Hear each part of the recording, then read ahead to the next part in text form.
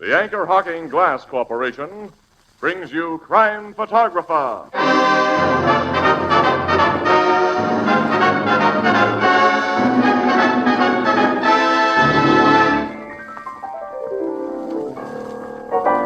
Hi, Ethelbert. What are you thinking of? I was just thinking how differently they teach kids to write today. You mean you went to school, Ethelbert? What I mean is they don't teach them to write the ABCs today. No? No, they teach them to write whole words. That sounds reasonable. Look, here's a page from my little nephew's copybook. Read it. Wow. This is something we got to get Tony Marvin to read. You go ahead, Tony. Oh, what a beautiful thought, Casey. It says here 16 times, one after the other, Anchor Hocking, the most famous name in glass.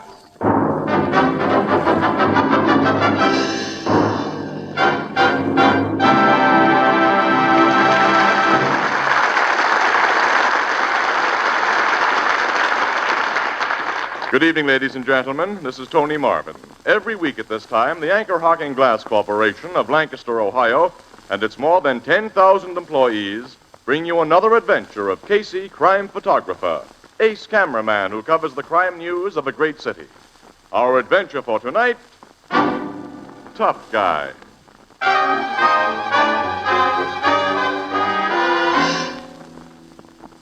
Saturday night, shortly before 10 o'clock. A side street cab stand on the fringes of the city's theatrical district. A tall man, dressed entirely in gray, detaches himself from the doorway of a shabby hotel where he's been loitering and approaches a taxi that has just moved up to the first place in line. He opens its door and... Take me up to 132nd Street. Yes, sir. Whereabouts in 132nd? I'll tell you when we get there. Just take the shortest way. Okay. You a good driver? I don't get no complaints. You look kind of young to me, inexperienced. How long you been hacking? Long enough? Yes, you. How long? Couple of months. I figured you were kind of wet behind the ears. Look, mister, I drove army tanks from Normandy right up to Berlin. I think that ought to qualify me to sit behind the wheel of a hack. Oh, you're an ex-GI, huh? Your hack license here says your name is Isidore Goldfarb. That's right. Watch your driving, Izzy, and watch your step, and we won't have no trouble. Now, look here, mister, I don't like your kind of talk. If you're looking for trouble, get yourself another taxi and I don't like this taxi, and I like you, Izzy. You know where the Sutter Avenue Theater is? Yeah, it's off 132nd Street. Well, drive me past there after we get to 132nd. I want to see what movie's playing at the Sutter Avenue Theater.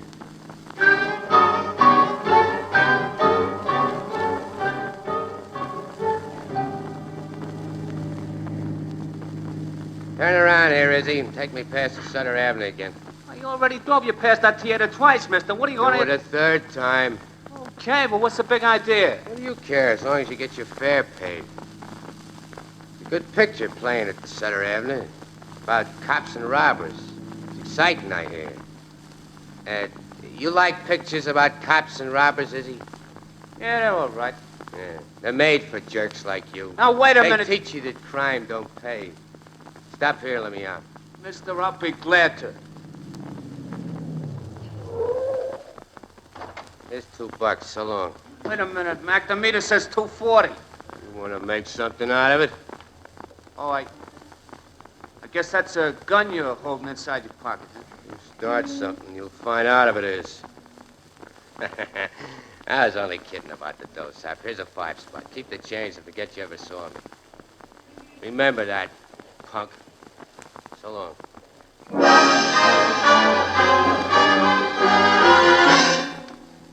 No one's pushing Isidore Goldfarb around like he did and getting away with it. I drove right here to your precinct house here. Now, where'd the guy go when he left you, Goldfarb? He ducked around the corner of Olive Street. That's the last I seen of him. Well, you just figured he had a gun in his pocket, didn't you? You didn't see it. Yeah, but the cloth bulged out like there was a gat underneath. Mm-hmm. What do you think of it, Casey? Sounds like the old gag, Sarge. Gag? Yeah. Goldfarb, what you've told us, this guy probably wouldn't have gotten into your cab if you hadn't been a new hacky. What's that got to do? Son, this world is full of screwballs. One particular kind decides he's got to impress somebody. Often he gets into a cab and starts to act tough like he's seen down in gangster movies. Yeah, old-time hackies are wise to type, though, pal, and they either humor the guys or give them a quick brush-off. Well, you took this dope seriously, so we went through with the whole act, even suggesting he'd pull a rod on you. Yeah, it's 20 to 1 that the gat was nothing more dangerous than a pipe. Well, why'd he have to drive me past the Sutter Avenue Theater 3 times That was part of his mystery build-up. This world is full of screwballs, son.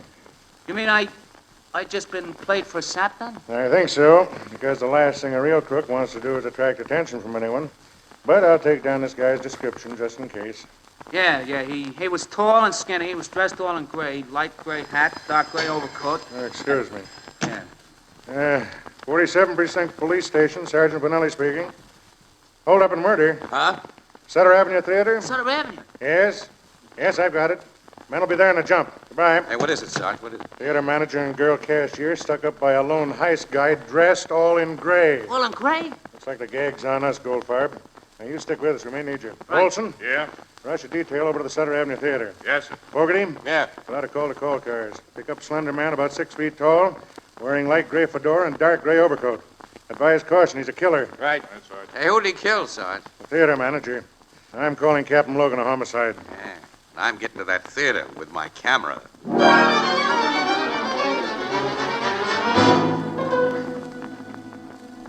Wait just a minute, Miss Summers. I want still another picture of you. Stand on the left side of that office door this time, huh? I'm so upset, Mr. Casey. I can't pose Now, anymore. look, this won't take a second. This will be a profile shot. You've got a swell profile, kid. Break it up, Casey. Uh-oh. You finally got here, Logan, huh? I'm here, and you'll take no more pictures. Hey, you precinct guys had no business to let this newspaper... Don't blame them, pal. I got here at the same time they did. Pipe down. The dead man's in that office, Sergeant? Yes, Captain. Nothing's been disturbed in there. After we made sure he was dead, we came right out here in the lobby and closed that door. Hey, you tech men, get in there and do your stuff. You too, Doc. Yes, Captain. This girl, the cashier? Yes, sir. She's got a name as cute as she is, Logan. Betsy Summers. It's Betty, not Betsy. Oh, Betty's cute, too. Shut up, Casey. Miss Summers, my report is that you witnessed the hold-up and murder. Yes, sir. I'm Captain Logan, Homicide Squad. Please tell me everything that happened. Well, I work in the booth out by the main doors. I'm the ticket seller. Tonight, as I always do after the feature goes on for the last time, I checked the last of the day's receipts, closed the booth, and brought the money and the remainder of the last ticket roll used to Mr. Mackle's office. Mr. Mackle's your theater manager? He was. Now, go on, please. Well, as usual, he was inside, checking the previous receipts I'd given him, and his door was locked. The door being locked as usual. Yes. Yes, I knocked, and just as he opened the door, a hand was pressed down over my mouth. A man had come up behind me. I hadn't seen or heard him. When the door opened, he pushed me inside, closed the door, and said he'd shoot Mr. Mackle and me if we made any noise. Had a gun, huh? We found the gun, Captain. Now, wait, Sergeant. Go on, Miss Summers. The man told Mr. Mackle to open the safe, and Mr. Mackle did as he was told. Then he must have thought he saw a chance to grab his gun. Anyway, he jumped at the man, and the man shot him. And then the man ran out that door, and I screamed. People finally heard me. They came to the office, and that's all I know. Anyone see him make his getaway? We haven't found anyone who did, sir. Logan, take a look at this layout here. Yeah? There's a fire exit leading to an alley only a few yards away from the door of that office. The guy went out that way, then through the alley to the street in back, which isn't heavily traveled. We know he did that because we found his gun at the alley only a few feet from that fire exit. Now, let's see the gun. Here, sir. .32 revolver, no fingerprint on it. One shell fired. Very recently.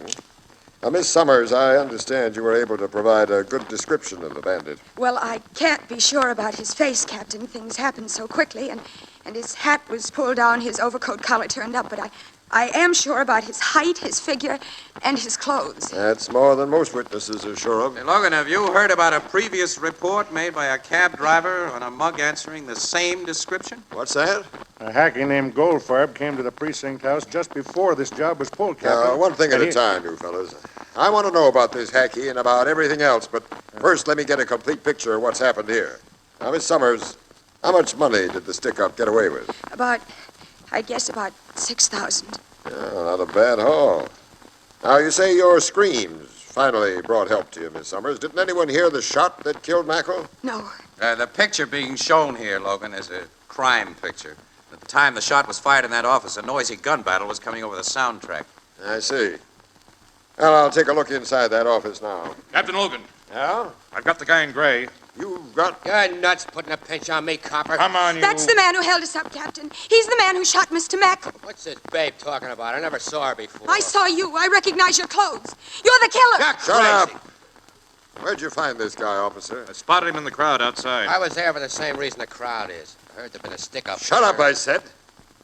You searched him? First thing, sir. There's no gun on him, and he's not carrying the stolen dough. We know what he did with his gun. You fellow, where's the money you took? I asked you a question. Answer it. Twice before, you told me to shut up. I'm taking that advice till I see my lawyer. Stuff like that'll get you no place. Where's the dough? I give it to charity. Well, since you want to play it the hard way, take him down to headquarters, boys.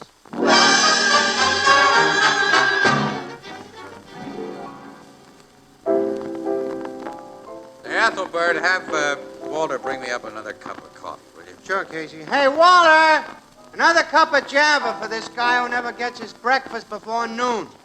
How about you, Miss Williams? No, thanks. I don't want to spoil my appetite for lunch. Well, you were able to get to bed at a decent hour last night, Annie. I had to follow up that theater job. Finish telling us what happened after the cops took that guy in gray down to headquarters, huh, pal? Well, they identified him as a small-time crook by the name of Clint Morris. Uh-huh. He's been rapped a couple of times, but no gun stuff. There's none that's on the record.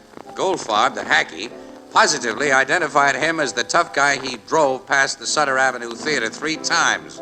And got out of his cab only a block away from him. But he admitted nothing, Not huh? a thing, no. That guy's really tough. No, his toughness won't get him anywhere. Not with the evidence he's up against. No. That evidence is far from complete, Annie. He's still got to be connected with that stolen dough. Well, he will be. Just give the cops a little time. When they have an almost closed case like this, it isn't often they fail to shut it tight. Yeah, but I can't help wondering about a lot of things. What things? No, I don't know. I'm probably all wrong. So I won't stick my neck out this time.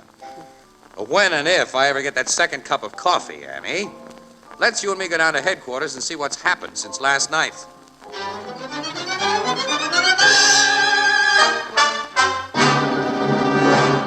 This is what's happened. The case against Morris is completely blown up. Blown up, look. Captain! And you helped do it, Casey. But me, I didn't. No, I'm glad it happened now instead of later. The pictures you took of Morris right after his arrest, pal, one of them ran in this morning's Express. Uh-huh. Right on page 1, too. Well, a guy saw it, a conscientious guy who runs a corner drugstore only 3 blocks from that theater. Yeah. He comes in here with 3 other guys about an hour ago, and they all swear that Morris was in the drugstore when the stick-up and the murder was committed. So Morris has an alibi. He has a perfect alibi. Yeah, I figured he might have. You figured... Well, after I woke up this morning, when it was too late to do anything about it. That's funny, Casey. I got about the same idea at about the same time. Yeah? You men are so clairvoyant. No, Annie, no. We're slow on the uptake. In fact, we're dumb. I don't get it. Sit down, chums. Let's have a meeting of the so-called minds.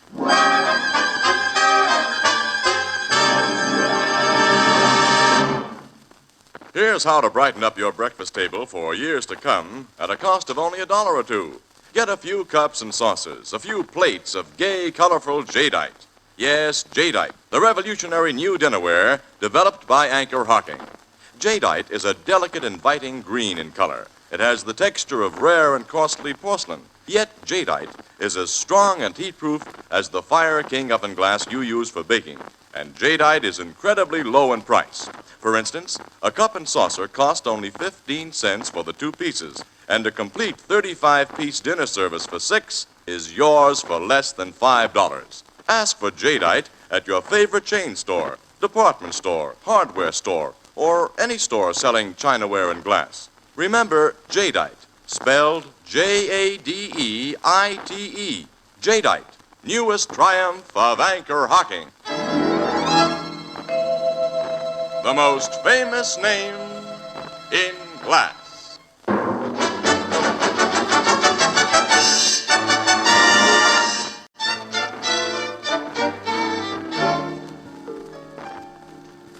Well, first, Logan, have you freed Morris yet? No, but I'll have trouble holding him much longer. We've got nothing on him now. Well, if his alibi is on the level, there's nothing he can tell you. I think there's plenty he could tell, Annie. I guess Logan does, too. Yeah. The guy made himself look guilty, Miss Williams. You mean by his actions with that cab driver? Why, sure. Morris deliberately called attention to himself. I figure Now, when it's a little late. And he was working with another guy. Another guy about his height and figure who wore the same kind of clothes. And the other man did the stick-up. Yeah, while Morris was establishing an alibi. And Morris got himself arrested, so the other guy'd have plenty of chance to get away with the dough. I don't altogether agree with that theory, pal. Why not? Well, why should there have been another man in the deal? Well, the girl cashier saw him. Yeah, and only the cashier saw him. Well, that girl. Uh-huh. Yeah. Hey, she was trusted by her boss. He'd have opened his safe while she was there as a matter of course. She could have shot him under cover of that noisy picture and have thrown the gun into the alley from that fire exit. Well, sure. Stuck the dough in a temporary hiding place before she yelled. Yeah. Morris, her boyfriend, would be pinched for the job before any kind of a search could be made. Well, you let her go. So she's had all night and this morning to recover that dough and to really hide it. Have I been dumb? Yeah, well, have I been dumber? I listened to Goldfarb and told him his tough guy passenger had been putting on an act. And I fell for the act. I'll turn Morris loose, have him tailed night and day. Eventually, he'll contact that Summers gal or whoever worked with him, and then... Yeah. That'll take a long time, Logan. Well, of course, you know a quick, easy way. Maybe. The Summers babe is a pretty cute little number. What's her looks got to do with it? Oh, to Casey, a gal's looks have everything to do with everything about it. Now, you're wrong, Annie. You're wrong. But that applies to a lot of guys less smart than I am. It might apply to Morris. What are you driving at? Well, deals between men and women that result in robbery and murder are seldom just business deals, Logan. Look, they made us fall for a corny old trick, pal. I think we can make them fall for one, too.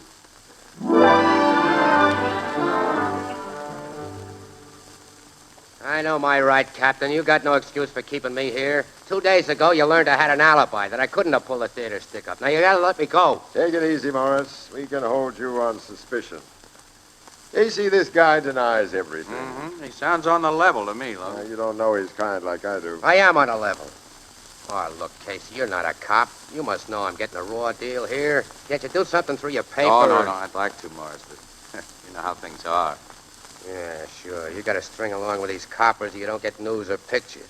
You gotta be as lousy as they are. Come in. Inspector Phillips wants to see you, Captain. I'll be right with him. Morris, don't try to crash out on Casey while you're alone with him. Fat chance with bars on the windows and steel doors with cops outside it. I think you'll stay here. See you later. You know, I'm really sorry for you, Morris. You are getting a raw deal. Nuts, Casey. You're just like the cops. No. Because I think I owe you something. You owe me something? Yeah. What? Well, if it hadn't been for you, I wouldn't have met a swell babe. Babe? Mm-hmm. The cashier at that theater. Betty Summers. What about her? I've been getting acquainted. She went to dinner with me last night. Yeah? Uh-huh. Yeah. Got another date with her tonight, too. And she's the kind of a gal I really go for. I guess she isn't finding me too hard to take either. Why tell me about your love life? Well, because, by accident, of course, you got me acquainted with her. You know, the only fault I find with her is that she's too easy to know. Oh, she is, huh? Yeah.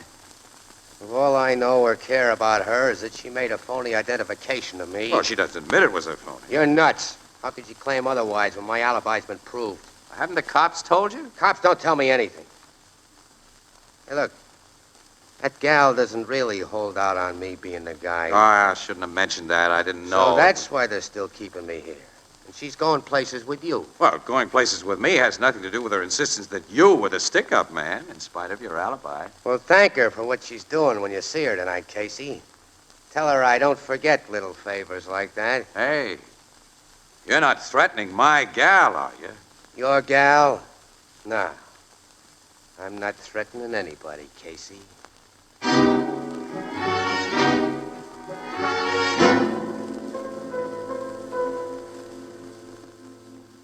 Well, thanks very much for letting me take these additional pictures of you, Miss Summers. Oh, you're welcome, Mr. Casey.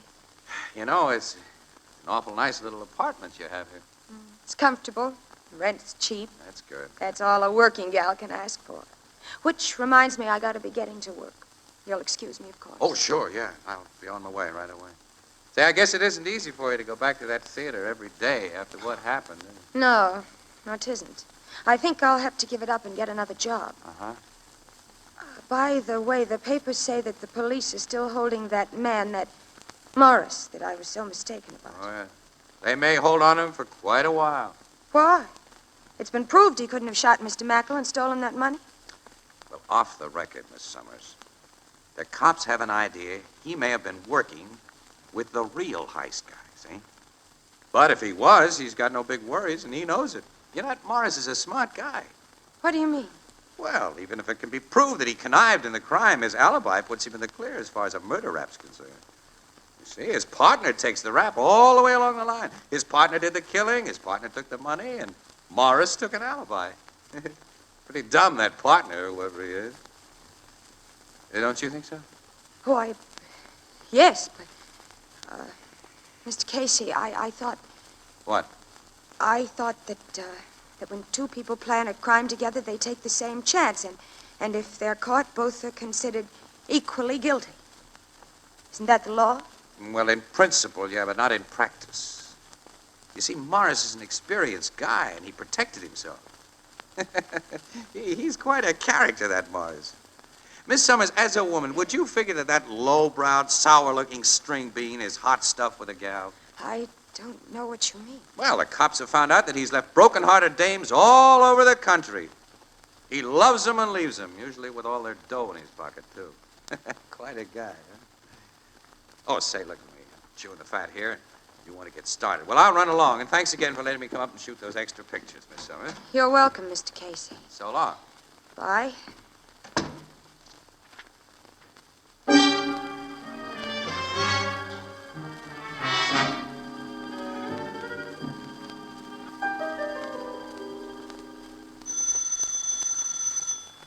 Who's there? Me, Clint. Clint? Let me in. Just a minute. I'll close and lock the door. You've escaped. No, the cops turned me loose a couple hours ago. I'm legally free. Surprised, ain't you, Betty? Surprised that you were foolish enough to come to my apartment. We're not supposed to know each other, and if you were followed... I wasn't followed. I'm smart enough to know when I'm being tailed. You're smart in a lot of ways. Yeah.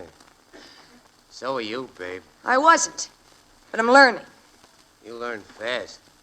Too fast. No, I learned almost too late. But I can think when an idea hits me in the face, Clint. And I've been thinking hard ever since I started for work this afternoon. I'm glad to see you tonight. That goes double. Everything you said. But I thought I might have to stall around before I could see you until your boyfriend left. My boyfriend? Yeah, I listened for a long time outside your door there to make sure you was alone. What are you talking about? You played me for a sap. I played you for a sap. And how? After my brains playing that theater job. I even told you how and when to shoot your boss and where to hide the dough. Sure, you planned all the dirty work for me while you set up an alibi that'd keep you in the clear. That alibi will keep me in the clear. Even if you had the chance to rat on me, and you're the kind of wood rat, you little double-crosser. Trying to keep me in jail, going out with guys the minute I'm put away. I didn't... Don't lie to me! Clint, let me go! I'm gonna kill you for what you did! I'm gonna kill you! Help! Your mitts over her throat, Morris. Take him off. Logan! You cops were outside that door listening? And we heard a mouthful from both of you. Your alibi won't do much good now, Morris. This was a plant, Casey, a trap. Yeah, and how you walked right into it. Casey, you... Call me sweetie, Betty. Or didn't you know that I'm your boyfriend?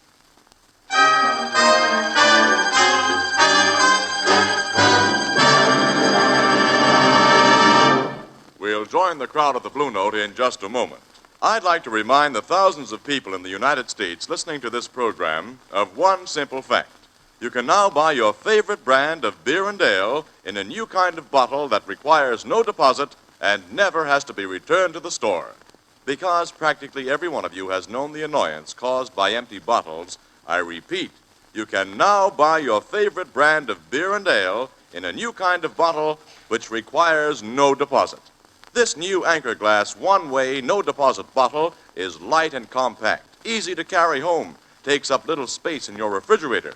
For more than 100 years, Americans have preferred beer and ale in clean, sanitary glass bottles. So here's a good rule.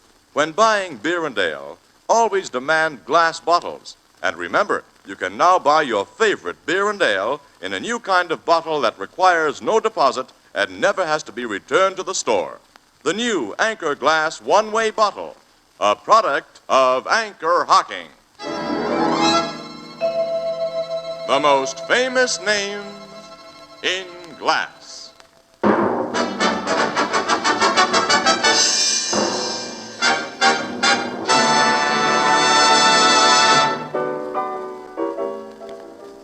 The cops found the stolen money, huh, Casey? Yep, Ethelbert. Betty Summers told him where she'd hidden it. She told him everything. And what she didn't tell, Morris did. After those two former lovebirds started to talk, it was hard to shut them up, because each one of them was blaming the other for the mess they'd gotten into.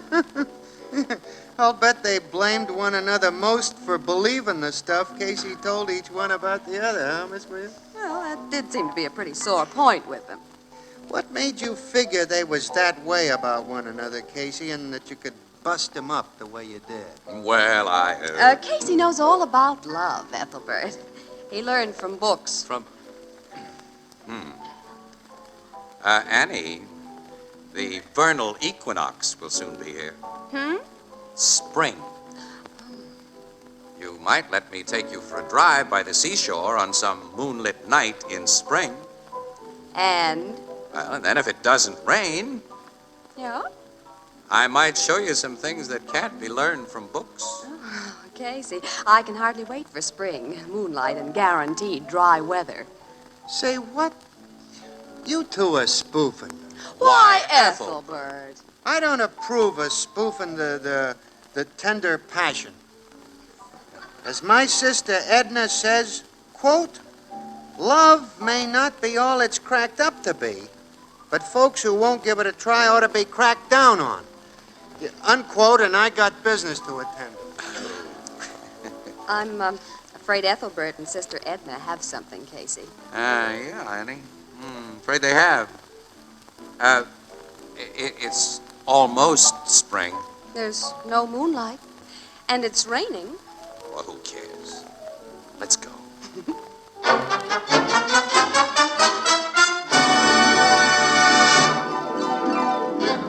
Crime Photographer, starring Stotts Cotsworth as Casey, is written by Alonzo Dean Cole.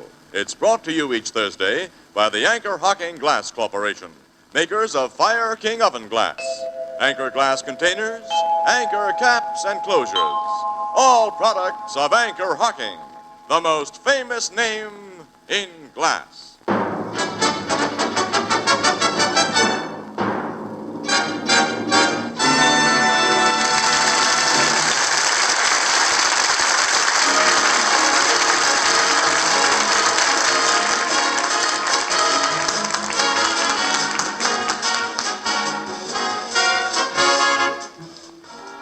Crime Photographer is directed by John Dietz and is based on the fictional character of Flashgun Casey, created by George Harmon Coxe. Original music is by Archie Bleyer, and the program features Miss Jan Miner as Anne and John Gibson as Ethelbert. Herman Chittison is the Blue Note pianist. If your child were crippled, you'd do everything in your power for him. Lucky you, your child's all right. But how about your neighbor's child? It's within your power to help him. So buy Easter seals. Help crippled children. This is Tony Marvin saying goodnight for the Anchor Hocking Glass Corporation of Lancaster, Ohio, with offices in all principal cities of the United States and Canada. This is CBS, where 99 million people gather every week, the Columbia Broadcasting System.